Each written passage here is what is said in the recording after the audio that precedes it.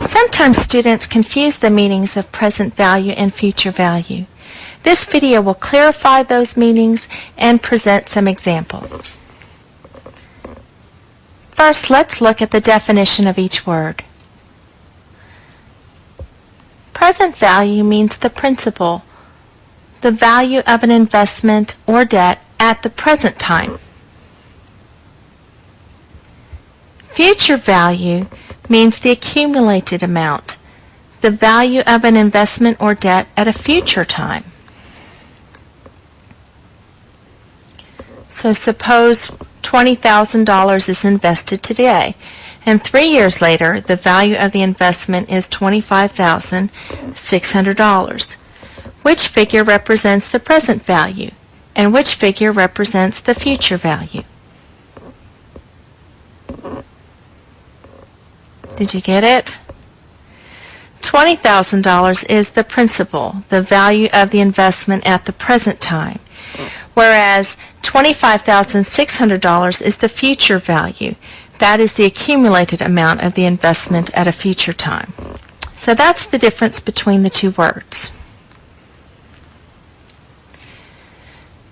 Now, in the compound interest formula, S represents the compounded amount, or the future value, and P represents the principal, or the present value. To find the future value S, you substitute values for the principal P, the interest rate conversion period I, and the number of compounded periods N.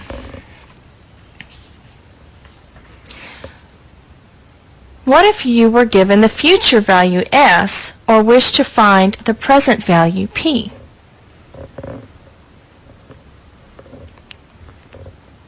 You can rewrite the formula, and I have written the steps down.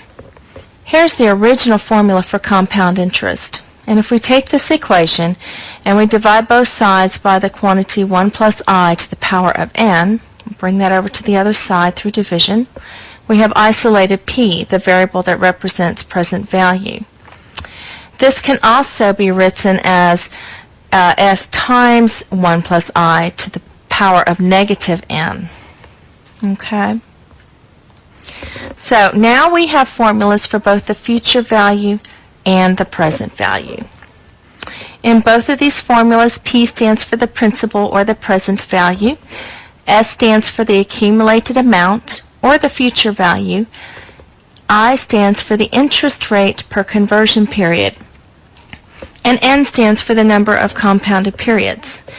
Now, why would we want to be able to calculate the present value? Suppose that you knew at a future time that you would need a certain amount of money.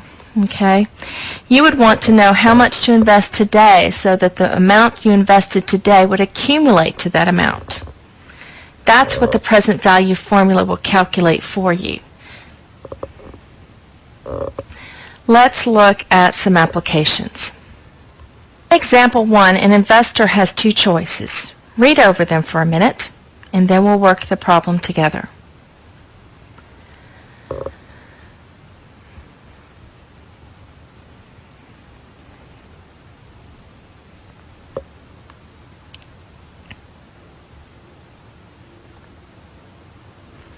Okay. In this problem, are we finding the present value or the future value?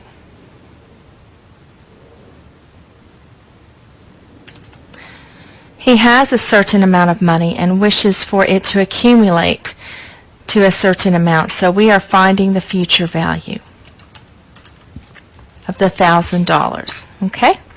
So the formula that we are going to use is S equal to P times 1 plus I to the power of n. Okay? All right, so we have two options. We're going to find the future value for option A. We're going to find the future value for option B and decide which is the better deal. Okay? So for option A, the principal is $1,000, and the interest rate is 8%, but it's compounded daily. So let's divide by 365. And the number of compounded periods is 12 years times 365 times per year. Okay, so 4,380. Okay, so let's follow the formula. The future value is equal to P times parenthesis 1 plus the interest rate to the power of n. Okay, $2,611.42. All right, let's see what option B gives us. The principal is still $1,000. But here the interest rate is 10% and it's compounded quarterly. So we're going to divide that by 4. And n is equal to 12 years times 4 times a year. Okay? So follow the formula again. And the future value is equal to P times parenthesis 1 plus I to the power of n. And that gives us more money. So it looks like option B is the better deal. Okay? So that answers the question of the problem. What I want to do now is show you several different ways to calculate these answers, because Excel does have a function that will calculate future value for you, and also you have tables in your book that calculate this portion right here of the formula. So, okay, let's look at option B and its calculation. You can look in the table in the back of your book with I equal to 2.5% and n equal to 48. Let me find that page for you.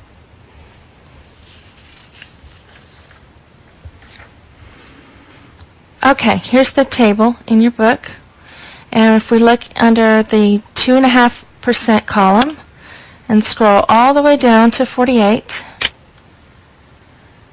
there it is, 3.27148956. Okay.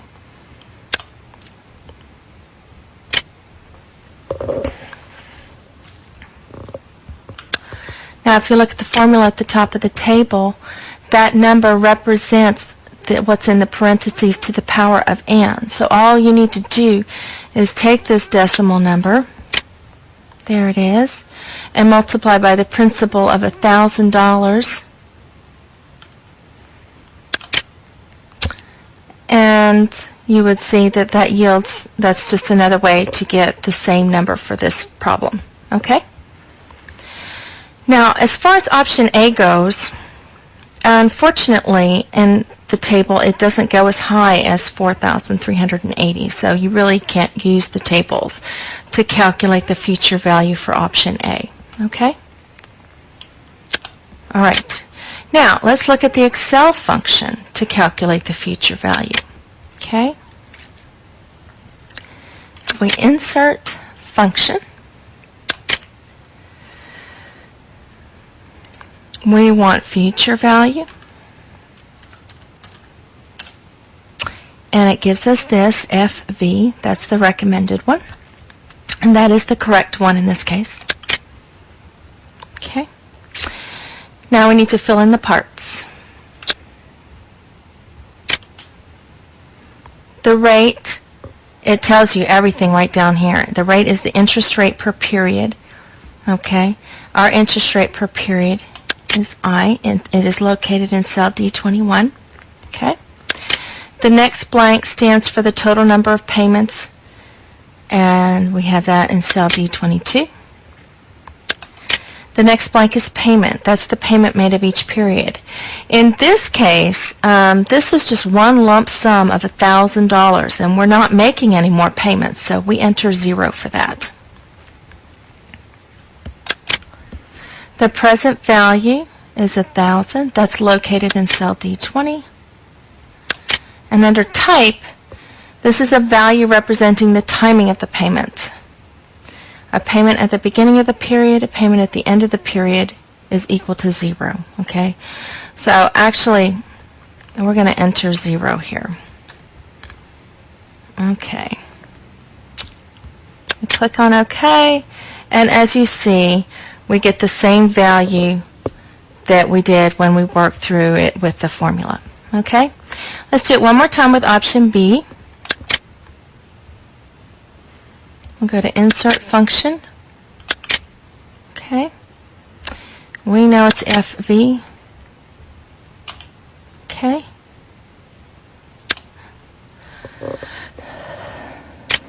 All right, so the interest rate, insert that.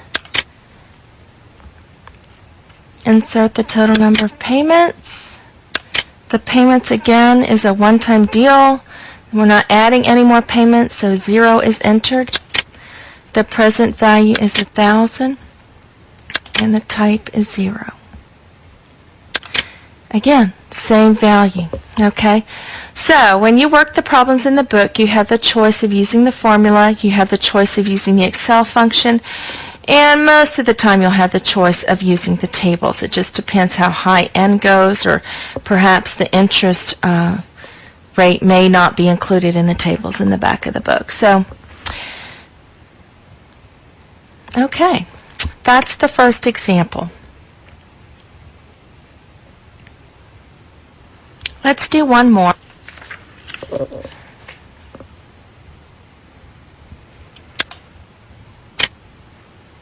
Go ahead and read example 2.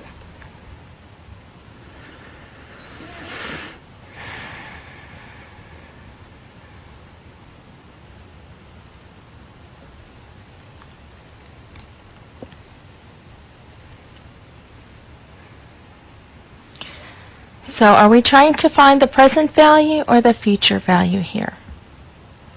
What is that $100,000? Is it the present value or the future value? Okay.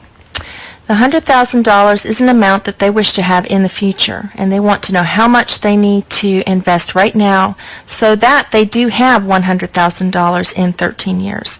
So we're being asked to find the present value. Okay, so the formula that we will be using is P equal to S times parenthesis 1 plus I to the power of negative N. That's the formula for present value. Okay? So let's fill in the pieces.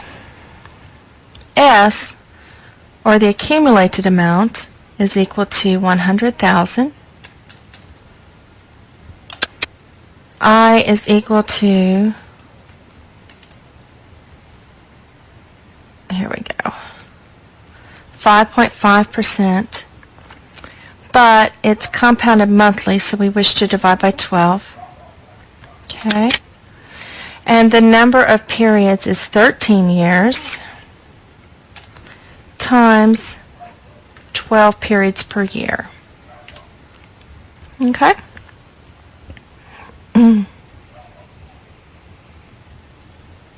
So let's follow the formula.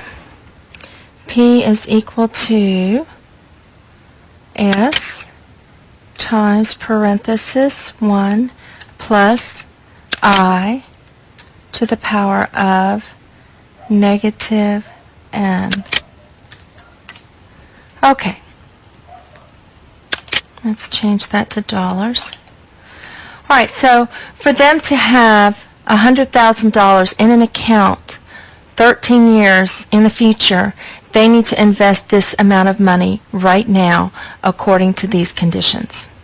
Now, if we decided to use the Excel function, we would insert function, and we want the present value. Okay, Excel recommends PV, and that is correct. Okay.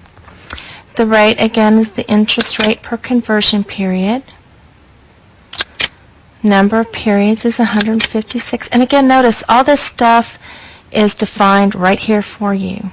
Okay, it tells you what you're doing as you go along. Okay.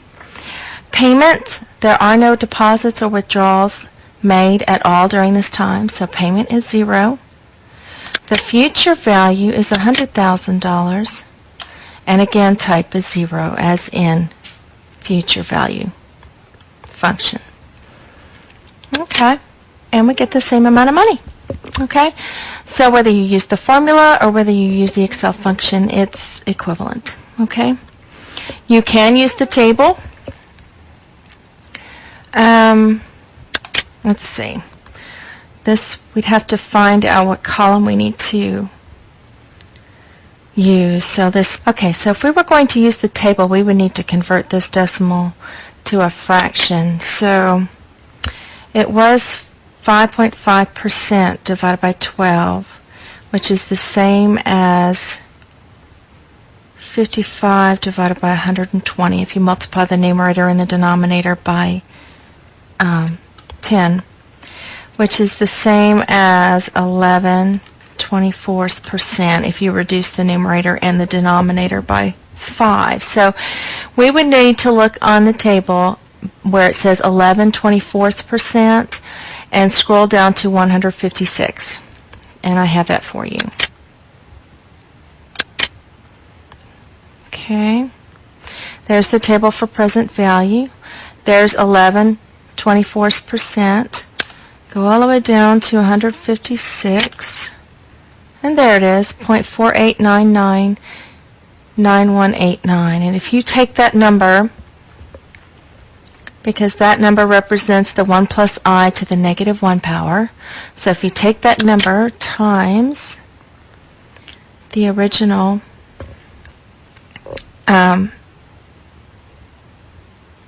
times the future value, you will still end up with 48,999.19. So, okay, so we could do all 3 ways to calculate the present value in this particular problem. Okay? I hope this has helped you understand the difference between present value and future value. And now I think you're ready to tackle some problems. Good luck, and post any questions you have on the discussion board.